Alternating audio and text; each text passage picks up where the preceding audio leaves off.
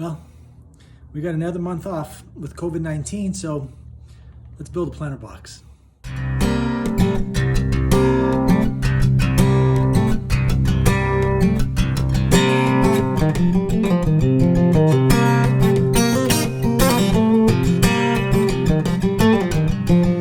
Okay, so since I decided to build a planter box, I went and got some 2x6s at Lowe's. They do an online purchase. I ordered them last night. I got a notification about 2 in the morning that they were ready to pick up. So this morning when they opened, I went and they loaded them and got them here. Got the miter saw. I have a 2x6 here, a 2x6 here. And then I needed to make this planter box a little bit narrower, so I cut these 36 inches long. I have the long boards on the outside, short board on the inside. And now I'm going to screw these together. I'm going to use a couple different screwdrivers. One's going to be this Ryobi, and I'm going to actually set some pilot holes initially to square this up. So I'm going to make a couple screws per board. I'll put a hole here. There's a crack right there. Maybe I'll go a little bit, right, and split the difference right there.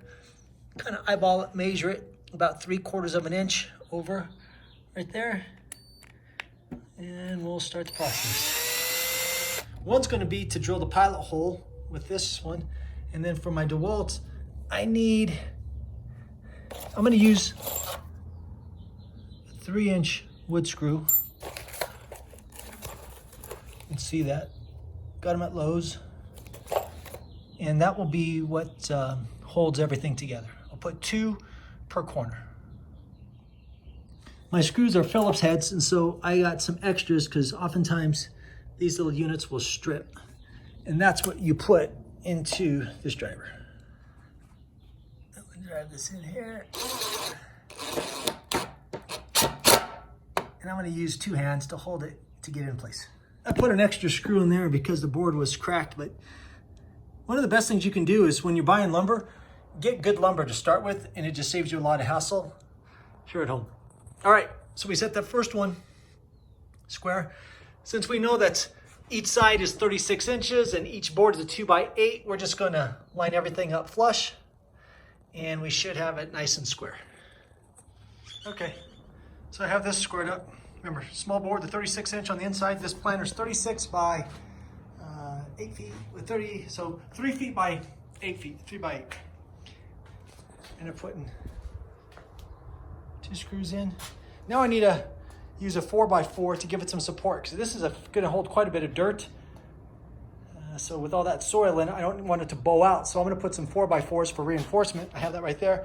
And I'm going to cut that at 20 inches each. That's a 12 foot. What am I going to cut that to? 20 inches. So I mark these at every 20 inches. This is a treated board. I wish I wouldn't have got the treated board because they use some type of chemical to treat this, and then this goes into your garden. So I'd make a recommendation, be aware of what buttons you're pushing on your computer and try to go with the untreated. Yeah, it may rot and decay a little bit sooner, but you don't have to worry about any chemicals being in your food. With the miter saw, I just cut that 10 foot 4x4 that gave me these support beams here. They're not tight in yet, so I just took it, put in the corner there, and that way it'll keep its shape with all the heavy soil that's inside of it. Okay, let's tie these in with the same screws. We're going to put 2 screws on its side. We'll put 2 screws here and 2 screws here. We're using the same 3-inch Phillips head screws that we're using. If you're watching this video, there's a good chance you just want to know how we do this. So again, we're using these 3-inch, I like these 3-inch wood screws. This is what they call a number 2 Phillips head. It slides on and off into that little, you could put this little screwdriver head directly into the impact drill, or you could use an electric screwdriver as well. You could buy either kind. But this is just, this little metal thing here is just an extension. Gives you a little bit easier to work with. So I just slide that in there. Okay, so here we go. This is the 4x4. It's 20 inches. Remember, these are 2x6s. I just set it there in the corner the best I can. I make sure that everything is flat. I work my knee into it to get it in the corner. And then I'm going to set a couple holes. Again, pilot holes here with the smaller screwdriver. Here, let's go here and here. And if you look at a 3-inch screw, so this is a 2x6, which means that it's 1.5 inches wide. By the time we sink that in a little bit, we get that in there, what is that? About 1.5 inches or so, which would make sense. 1.5 inches, 1.5 inches, okay? So I wish I could film this, but we're gonna put one here and here and tie this in. Okay, so I'll try it anyway. So I'm gonna set one board here, I have my weight on it, and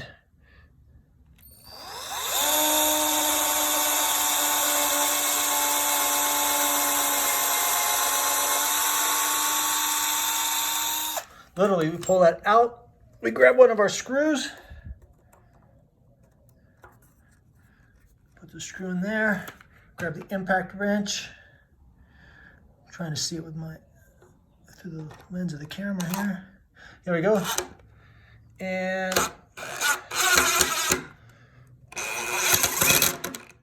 let's see if I can film and get this in.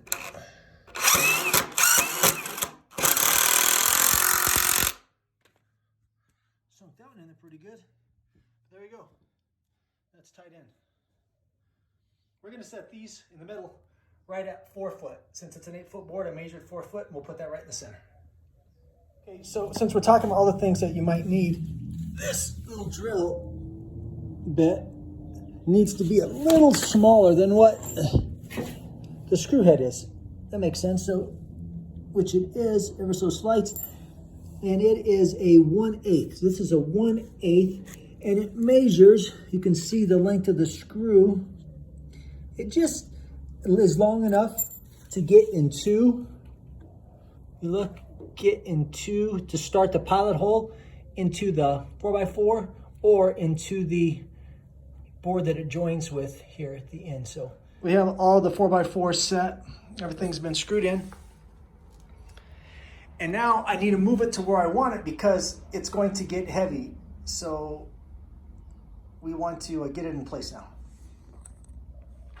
Okay, so we have it in place here. And we're trying to make it level. So we're assembling it in place, otherwise it gets too heavy.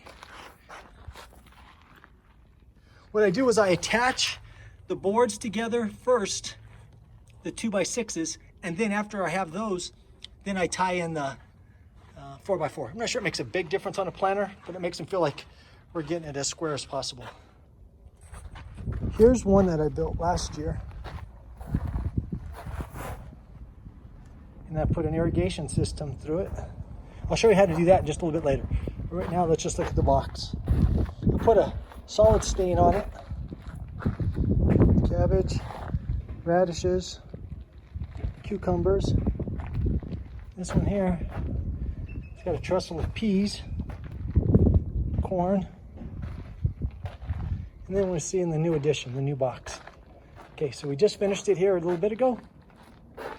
I put some of the native rock just around the edge so the topsoil that we're going to put in tomorrow won't seep out the edges or the base. You can kind of see how it looks here. It's tied in. And then we'll fill it with topsoil to the top. That way you can sit on it and be comfortable.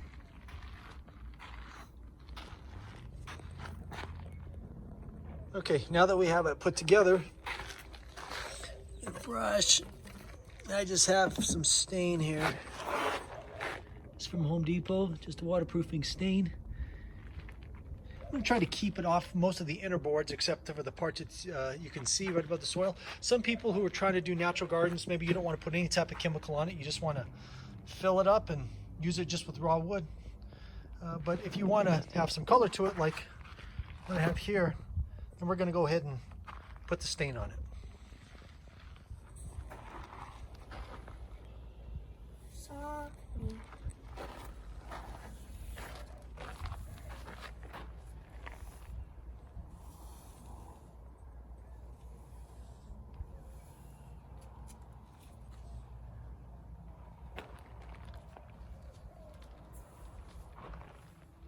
Okay, so last night Chase and I stained this, and then I came out this morning and did a second layer, and then I watered the garden here next door.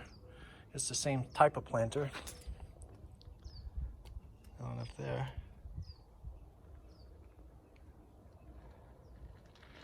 And I put 2 coats on.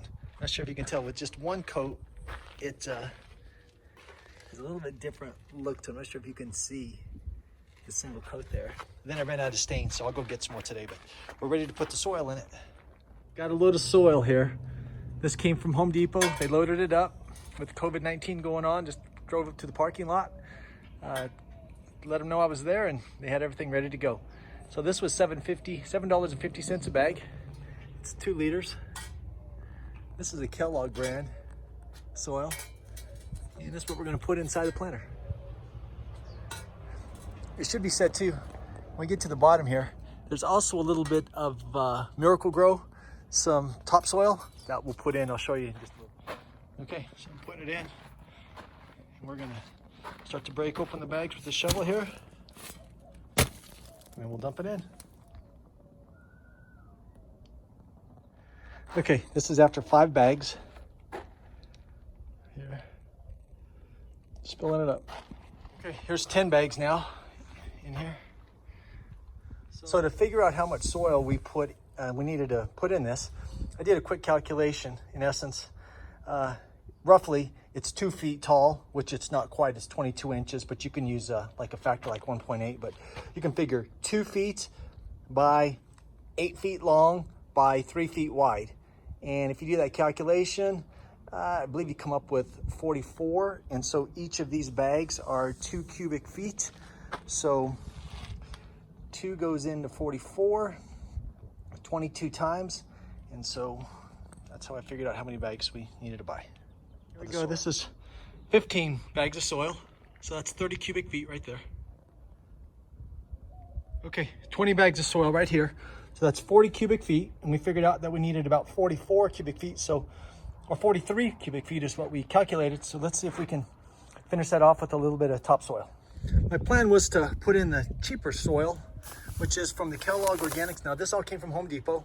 This was 2 cubic feet, and it was about, this was $7.50. This one is 0.75. It's from Miracle-Gro, and it was, I believe, like $4.75. So, which means that this is almost twice as much, the Miracle-Gro, than the Kellogg Organics soil.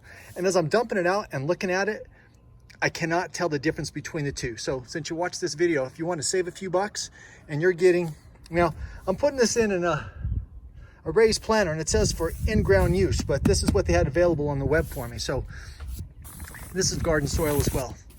So it worked for me for my garden last year, and I'm gonna put it in again this year. But to save yourself a few bucks, get the cheaper one.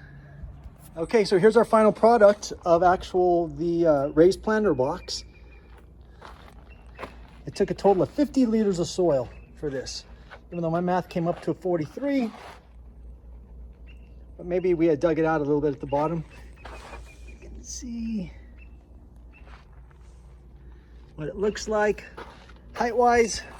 You can sit down on it, do your gardening, reach over. Actually, it's a good size. I like it.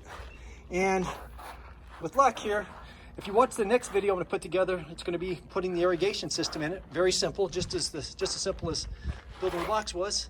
And hopefully, we have a garden that looks like this here in about 6 weeks. Hey, if you do it, if you can, hit the like button for me. Give it a thumbs up. And I'll put some other videos together as I build some projects around the house, because I'm just like you, a guy that's trying to find some stuff to do in a cheap way that's entertaining and a quality build. Okay guys, thanks for watching. Bye.